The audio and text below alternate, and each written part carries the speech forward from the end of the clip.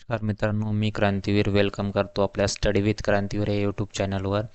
आजच्या व्हिडिओमध्ये आपण 25 डिसेंबर 2023च्या आधी जे काही नॅशनल आणि इंटरनॅशनल घडामोडी घडल्या त्यातील काही महत्त्वाचे प्रश्न बघणार आहोत. चला तर सुरू करूया. प्रश्न पहिला आहे, लीफ इयर्सन लुनर प्राईजने कोणाला सन्मानित करण्यात आले आहे? तर या प्रश्नाचे योग्य उत्तर आहे ऑप्शन सी, इस्रो या भारतीय संशोधन संस्थाला लीफ इयर्सन लुनर पुरस्काराने सन्मानित करण्यात आले. कशासाठी करण्यात आले? तर इंडियन स्पेस रिसर्च ऑर्गनायझेशन म्हणजे इस्रोला चंद्रयान 3च्या मोहिमेसाठी हा पुरस्कार देण्यात आला आहे. या पुरस्काराला भारतीय राजदूत बालसुब्रमण्यम श्याम यांनी इस्रोच्या वतीने हा पुरस्कार स्वीकारला आहे. चंद्रयान 3ला 13 जुलै रोजी भारतीय अंतराळ संशोधन संस्थाने प्रक्षेपित केले होते. कशाद्वारे केले होते? LVM-3 ने सतीश धवन अंतराळ केंद्र जे श्रीहरिकोटा येथे आहे तिथून प्रक्षेपित केले होते. त्यातील लँडरचे नाव विक्रम आणि रोवरचे नाव प्रज्ञान असे होते. 23 ऑगस्ट 2023 रोजी चंद्रयान 3च्या दक्षिण ध्रुवावर यशस्वीरित्या उतरले होते. म्हणूनच दक्षिण ध्रुवावर उतरणारा भारत हा जगातील पहिला देश बनला आहे आणि चंद्रावर उतरणारा असे जर म्हटले तर हा चौथा देश बनला आहे. चीन, अमेरिका आणि रशियानंतर हा चौथा देश बनला आहे भारत. चंद्रयान 3चे मून लँडर ज्या ठिकाणी उतरले त्या पॉईंटला शिवशक्ती पॉईंट असे नाव दिले आहे आणि चंद्रयान 2 जिथे उतरणार होते त्या पॉईंटला काय नाव दिले आहे? तिरंगा. आणि त्यासोबतच 23 ऑगस्टला ज्या दिवशी चंद्रयान 3 लँड केले चंद्रावरती त्या दिवसाला आंतरराष्ट्रीय अवकाश दिवस म्हणून घोषित करण्यात आले आहे. आणि हा जे पुरस्कार आहे लीफ इयर्सन लुनर पुरस्कार, याची स्थापना झाली होती 2015 मध्ये. इस्रोबद्दल काही माहिती पाहू. इस्रो ही भारताची अंतराळ संस्था आहे. इस्रोची स्थापना झाली 15 ऑगस्ट 1969 रोजी. याचे मुख्यालय आहे बेंगळुरू येथे. अध्यक्ष आहे एस सोमनाथ आणि पहिले अध्यक्ष होते विक्रम साराभाई. ऑप्शनमध्ये दिलेले काही एजन्सी आहे त्याबद्दल माहिती पाहू. तर CNSA ही चायनाची एजन्सी आहे ज्याचे नाव चायना नॅशनल स्पेस ॲडमिनिस्ट्रेशन असे आहे. नासा ही अमेरिकेची स्पेस एजन्सी आहे ज्याचे नाव national aeronautics and space administration असे आहे. आणि रॉसकॉस्मॉस ही रशियाची स्पेस एजन्सी आहे. समोरचा प्रश्न पाहू. सध्या चर्चेत असलेले ऑपरेशन प्रॉस्पेरिटी गार्डियन कोणी लॉन्च केले आहे? तर हे लॉन्च केले आहे अमेरिकेने ऑपरेशन प्रॉस्पेरिटी गार्डियन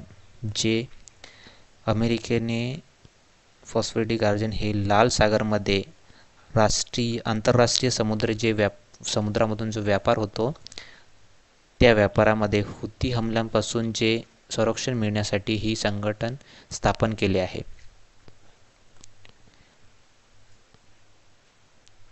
समोरचा प्रश्न बघू. प्रश्न क्रमांक 3, प्रजासत्ताक दिन समारोह 2024ला प्रमुख पाहुणे म्हणून कोणते राष्ट्रपती येणार आहेत? तर या प्रश्नाचे योग्य उत्तर आहे ऑप्शन सी, फ्रान्सचे राष्ट्रपती इमॅन्युएल मॅक्रॉन हे 2024च्या प्रजासत्ताक दिनाचे प्रमुख पाहुणे म्हणून येणार आहेत. ऑप्शनमध्ये दिलेले नाव आहे त्याबद्दल काही माहिती पाहू. अब्दुल फतेह अल सिसी हे 2023 रोजी झालेल्या प्रजासत्ताक दिनचे प्रमुख पाहुणे म्हणून आले होते. जो बायडन हे 2024ला येणार होते पण इलेक्शन असल्या कारणामुळे त्यांनी येणे रद्द केले आहे. मोहम्मद इरफान अली हे गुयेनाचे राष्ट्रपती आहे. ही 9 जानेवारी रोजी झालेल्या भारतीय प्रवास दिन ला प्रमुख पाहुणे म्हणून हजर होते. समोरचा प्रश्न पाहू. प्रश्न क्रमांक 4, चेन्नई ग्रँडमास्टर्स बुद्धिबळ 2023 पुरस्कार कोणी जिंकला असे म्हटले आहे? तर उत्तर आहे रोमाराजू गुकेश यांनी चेन्नई ग्रँडमास्टर बुद्धिबळ 2023चा पुरस्कार जिंकला आहे. हा आहेत डोमाराजू गुकेश. विश्वनाथ आनंद हे प्रथम भारतीय आहे ज्यांनी बुद्धिबळमध्ये ग्रँड मास्टर्स मिळवले आहे. विजय अमृतराज आणि लिएंडर पेस हे 2023मध्ये टेनिसमधील हॉल ऑफ फेममध्ये सन्मानित करण्यात आलेले हे 2 व्यक्ती आहे. टेनिसमधील हॉल ऑफ फेम म्हणून सन्मानित करण्यात आलेले. समोरचा प्रश्न आहे, WHOने कोरोनाच्या कोणत्या नव्या व्हेरियंटला व्हेरियंट ऑफ द इंटरेस्ट म्हणून घोषित केले आहे? तर या प्रश्नाचे योग्य उत्तर आहे ऑप्शन ए, JN.1 या व्हेरियंटला WHOने व्हेरियंट ऑफ द इंटरेस्ट म्हणून घोषित केले आहे. समोरचा प्रश्न आहे, भारत राष्ट्रीय शेतकरी दिवस केव्हा साजरा करतो? तर या प्रश्नाचे योग्य उत्तर आहे ऑप्शन डी, 23 डिसेंबरला भारत राष्ट्रीय शेतकरी दिवस साजरा करतो. या प्रश्नामध्ये ऑप्शन दिले आहे, तर त्या दिवशी कोणकोणते दिवस साजरे केले जातात ते बघू.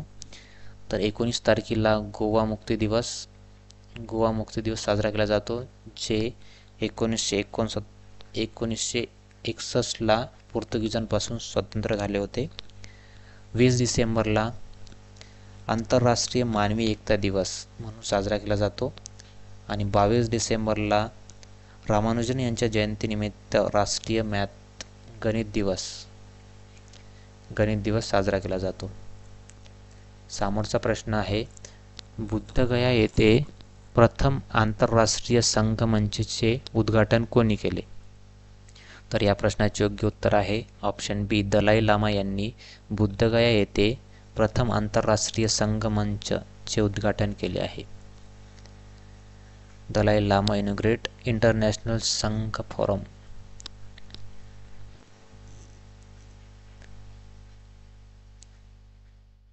बुद्धगया हे बिहारमधील एक ठिकाण आहे. तर बिहारबद्दल काही माहिती पाहू. बिहारची राजधानी आहे पटना. राज्यपाल आहे राजेंद्र विश्वनाथ आर्लेकर. मुख्यमंत्री आहेत नितीश कुमार. लोकसभा सीट आहे 40, राज्यसभा सीट आहे 16, विधानसभा सीट आहे 243 आणि विधान परिषद सीट आहे 75. राष्ट्रीय उद्यान बघितले तर वाल्मिकी राष्ट्रीय उद्यान. आणि युनेस्को साईट हे कोणकोणते आहेत? नालंदा विद्यापीठ, बोधगया जिथे ही फोरमचे उद्घाटन करण्यात आले, आणि महाबोधी विहार. बिहारचे लोकेशन बघितले तर उत्तर प्रदेशला लागून असलेला हे नेपाळला लागून असलेले राज्य आहे.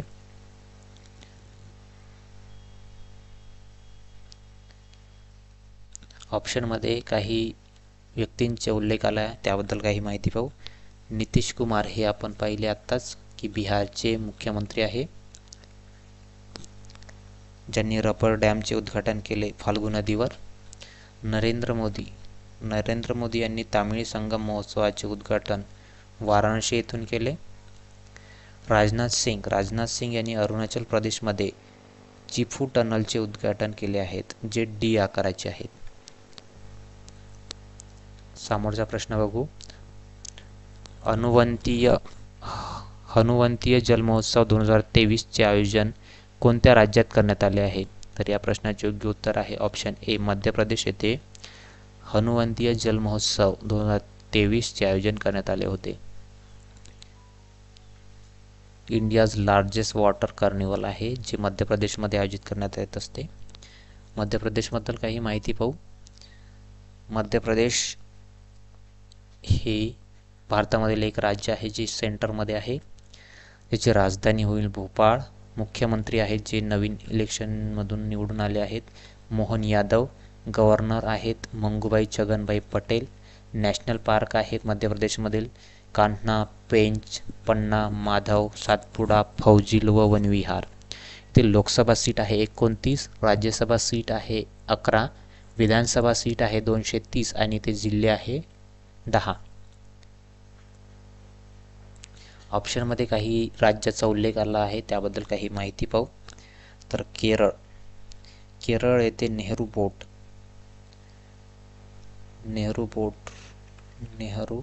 बोट रेसचे आयोजन करण्यात येत असते. हरियाणा येथे आंतरराष्ट्रीय गीता महोत्सव जे वार्षिक आयोजित केले जाते हरियाणा येथील कुरुक्षेत्र येथे. आणि आसाममधील काय फेमस आहे तर बिहू महोत्सव, ज्याचे गिनीज बुक ऑफ वर्ल्ड रेकॉर्डमध्ये सुद्धा नोंद झालेली आहे. समोरचा प्रश्न बघू. इंटरनॅशनल हॉकी फेडरेशनने men's player of the year 2023ने कोणाला सन्मानित करण्यात आले आहे? तर या प्रश्नाचे योग्य उत्तर आहे ऑप्शन बी, हार्दिक सिंह यांना इंटरनॅशनल हॉकी फेडरेशनने men's player of the year 2023 म्हणून सन्मानित करण्यात आले आहे. हे आहेत हार्दिक सिंह, हॉकी प्लेयर आहे. मनप्रीत सिंग हे सुद्धा हॉकी प्लेयर आहे. सुनील छेत्री हे फुटबॉल या खेळाशी संबंधित आहे. विराट कोहली हे क्रिकेटशी संबंधित आहे. समोरचा प्रश्न बघू. आंतरराष्ट्रीय टेबल टेनिस महासंघ फेडरेशनची सदस्य होणारी पहिली भारतीय महिला कोण बनली आहे? तर या प्रश्नाचे योग्य उत्तर आहे ऑप्शन ए, विटा दानी ही आंतरराष्ट्रीय टेबल टेनिस महासंघ फेडरेशनची सदस्य होणारी प्रथम महिला भारतीय बनली आहे. ही आहेत विटा दानी. ऑप्शनमध्ये काही महिलांचा उल्लेख आला आहे, त्याबद्दल माहिती पाहू. जया वर्मा ह्या रेल्वे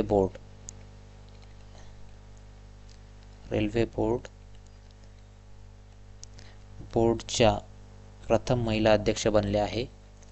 अरुणिमा सिन्हा ह्या माउंट एव्हरेस्टवर चढणाऱ्या प्रथम अपंग महिला आहेत, first.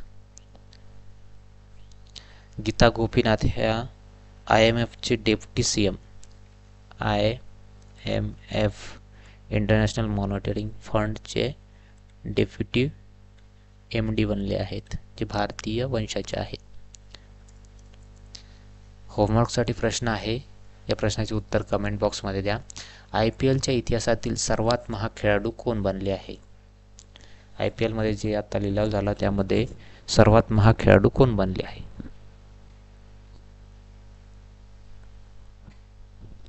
Thanks for watching. Video आवडल्यास व्हिडिओला लाईक करा. चॅनलवर नवीन असाल तर चॅनलला सबस्क्राईब करा आणि व्हिडिओ आवडल्यास आपल्या मित्राला शेअर करा.